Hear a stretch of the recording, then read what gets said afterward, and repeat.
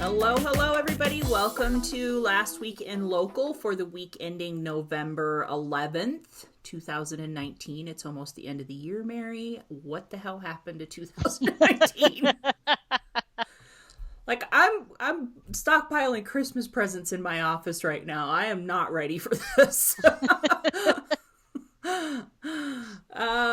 Mike is traveling to the Google Product Experts Summit in Boulder this week, which I always feel like when all of our local search friends go to the summit, like we're going to get all kinds of cool information when they leave, and they don't tell us anything. They're not allowed to tell us anything.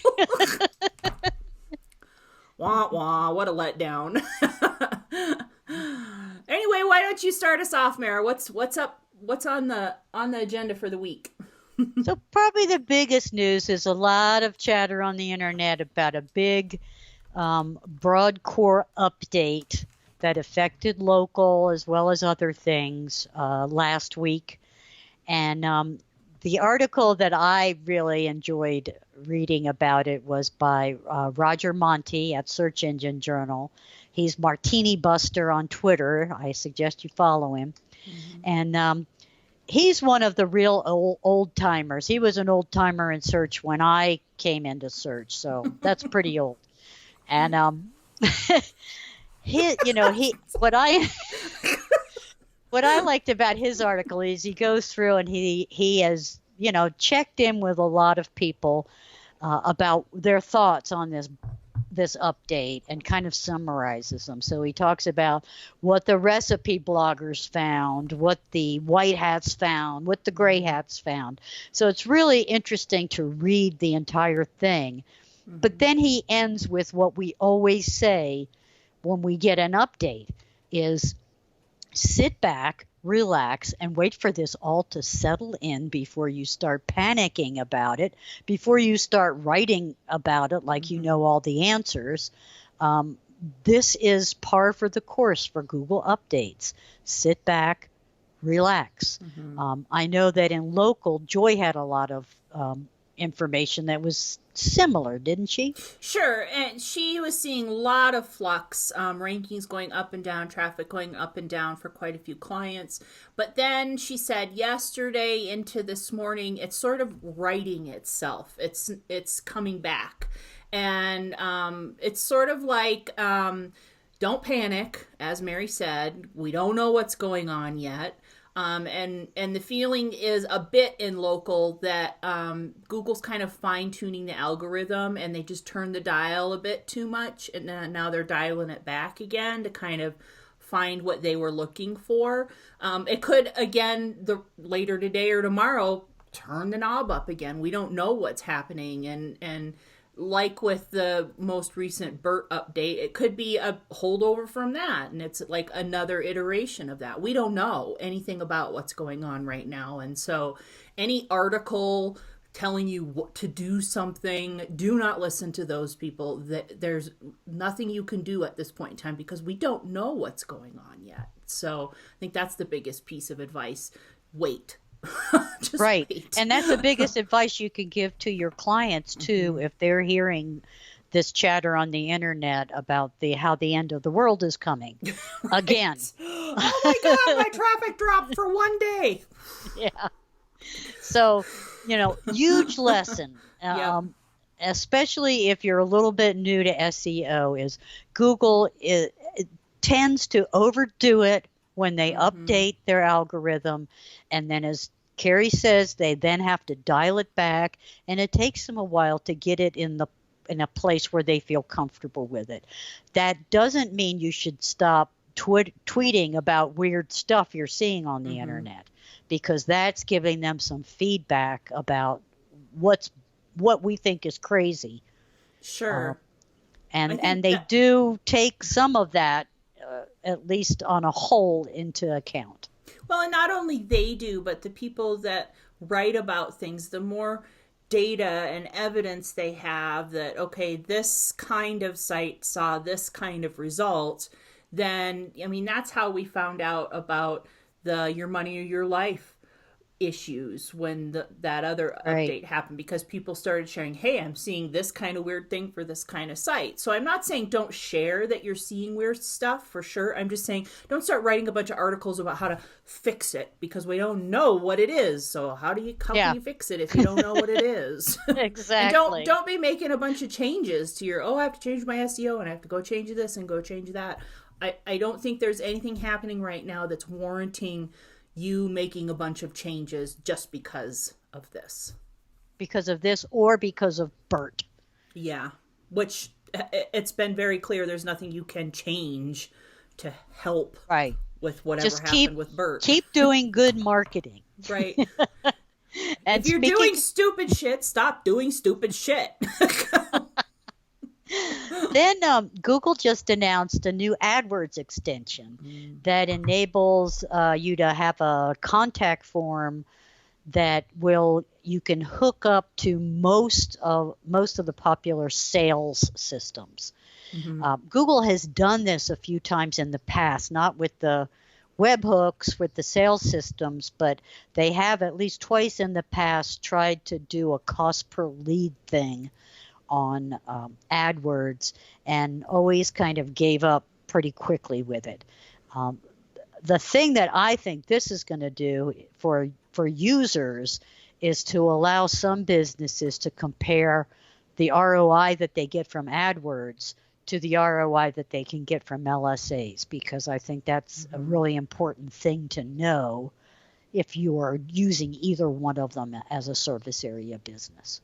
And I'm wondering if they're not testing with a larger group. So, like, the number of people who do LSAs is this big, and the number of people who do Google Ads is this big. Right. So maybe they're testing this lead generation extension in AdWords before they make it available as an option in LSA, because they want to see a bigger data set before That's they very start possible. leaking it over into LSAs, because they think it makes sense.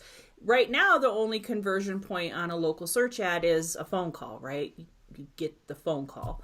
But if they open it up to also lead generation or lead capture, there's a lot of businesses and categories that would serve. So they'd almost, you could split the number of categories in Google My Business or in local, between those that would appreciate a phone call for a lead and those that really want that information capture for a lead, right? And maybe this is a way to test it. I don't know. I'm speculating. I don't have any inside information. It just seems to me like it's a format that would lend itself well to the LSA format. But why release it in Google Ads? The only thing I can think of is because it has a bigger test group. Test environment and a bigger pool of possible customers.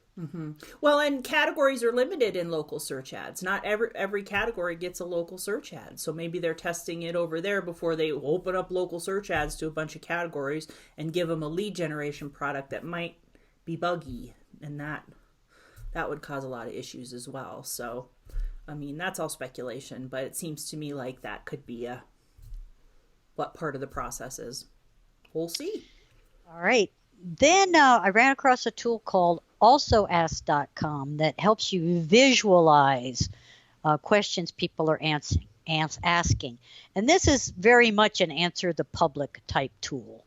But better, in my opinion.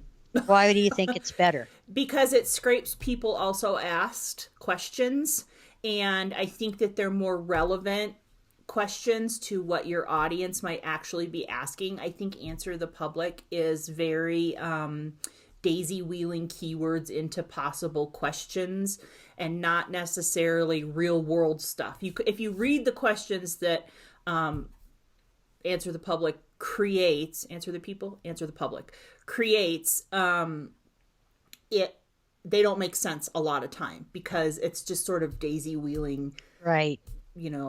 Adverbs and keywords in there to try and make a question. And I think this other tool, Also Asked, really pulls relevant questions. I think it's a great tool for you to start creating your FAQs for services and products. for seating your Q&A, if we should still be doing that, because we're going to talk about it, but Q&A is kind of a mess right now. But I really like it. And the team that built it over at Candor, Mark Cook is part of that team. I think they did a great job, and the UI is really good as well, I think. So really cool tool, definitely worth checking out, no matter if you're local or not local. I think SEO content creation wise, it's a great tool. Yeah, what impressed me is it seemed to be digging down into the intent of people, which is really what we want to know, not the questions they're necessarily asking, but the intent of those questions. What are they trying to find out? Right. So if you do like a query for furnace repair within this also asked, you end up with questions like, why has my furnace stopped working? How long should a furnace control board last? Can a bad thermostat cause a furnace not to work? Like it's extrapolating beyond just daisy wheeling the furnace repair keyword into different questions. Yeah. I think it's great. Yep. Then Google announced that it's limiting service areas to 20 service areas in Google My Business. And this, I mean, I'm not sure why they feel the need to do this, because it is a big problem for small businesses, especially those in rural areas, and especially for service area businesses.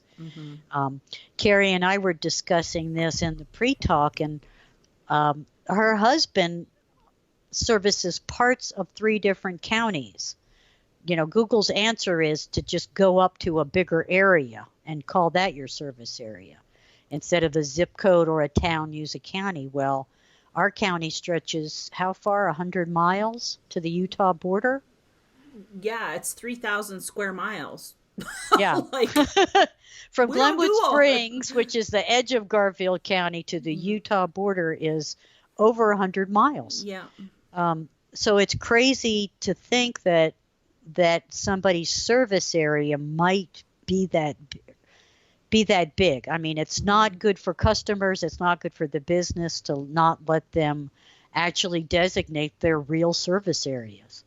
Yeah. So in Todd's case, he's a painter and owns his own painting contracting company, and he serves about a third of 3 different counties, which is a small space.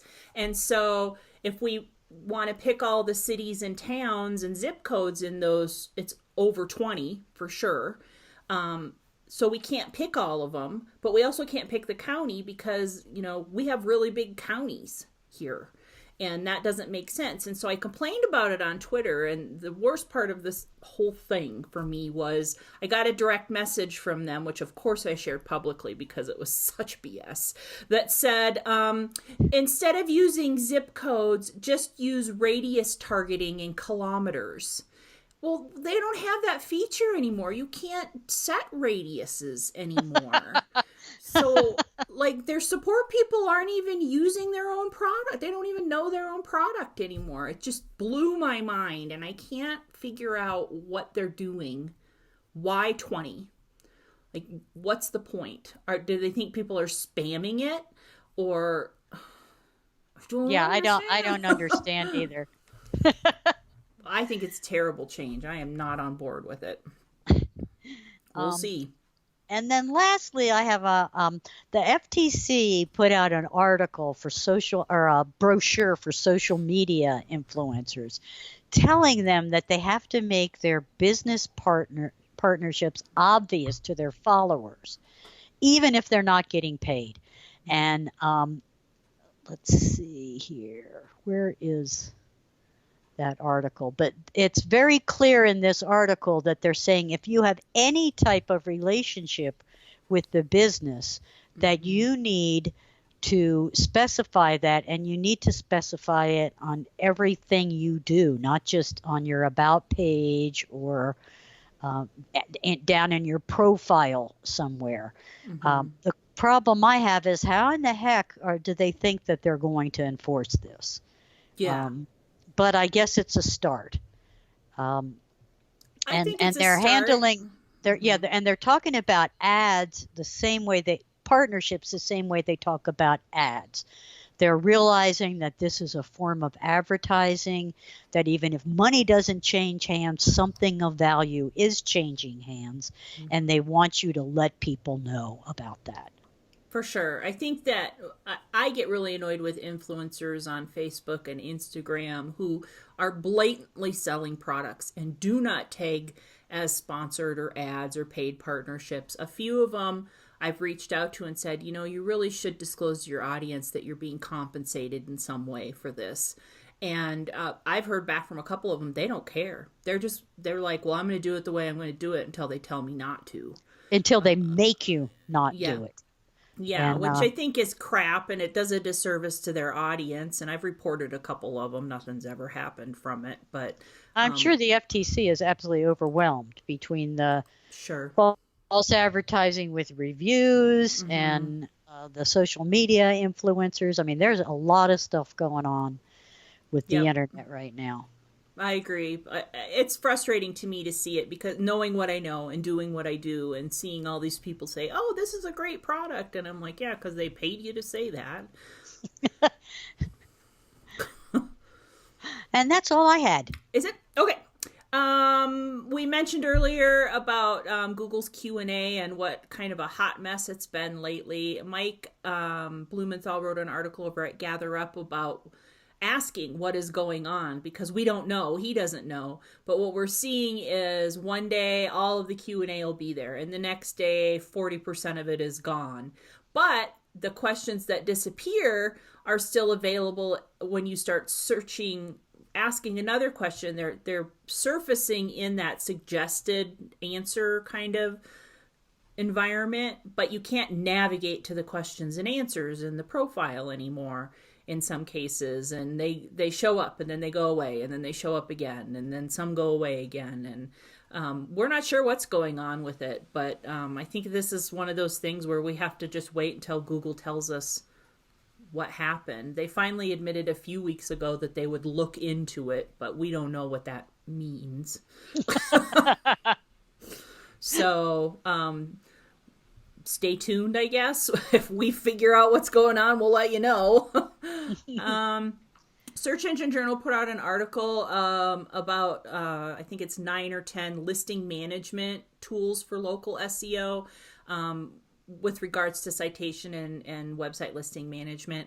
Top of the list, of course, was White Spark, which, we love Darren here at Local U, and we think that that's a great product. I think if you're looking to manage or clean up your listings, that's where you go. Bright Local Citation Burst tool is more automated, but it was also on the list. There are a few on the list. I'm not going to name names that I would never give my contact information to in a million years. And you probably could figure out who I'm talking about if you did a little Googling, but just be careful. That's all I'm going to say. Some people don't know when to start making phone calls. Yeah. Like Yelp-esque levels of aggressive sales people. Just be careful. That's all I'm going to say. And then there was a really great video that was shared from the last Optimize conference. It was a presentation that Nikki Mosier of Two Octobers gave about technical SEO competitive analysis. And if you're into technical SEO or you want to be, I think this is totally worth watching. There's a lot of great information in there about understanding what competitors are doing and reverse engineering it and doing the same with your clients' websites and trying to find wins through the technical side of things, for sure. And then the last thing I have is Jamie Alberico did a presentation at SMX Milan about creating an entity-based content strategy. And I really wanted to be a fly on the wall for that presentation and see the whole thing, which I, of course, was not, because I am not in Milan right now. Damn it. But what I really liked is she kind of gave a step-by-step walkthrough on how to identify entities and then create content that converts based on what we know and what those entities are. And she really went in depth about using Wikidata and actually like finding what Google defines as the entity for this service or product. So I think it's really worth checking out. There's quite a few slides there, but there's a, like I said, there's a step-by-step process that I think is very interesting, and I definitely can't wait to try it out next time I do an audit, which is today. So that's what I got. All right. Well, then I guess we're done for this week. Are we done for this week? Thank you so much, everybody, for tuning in to Last Week in Local. We will see you next week with more news. Have a great one, everybody. Thanks.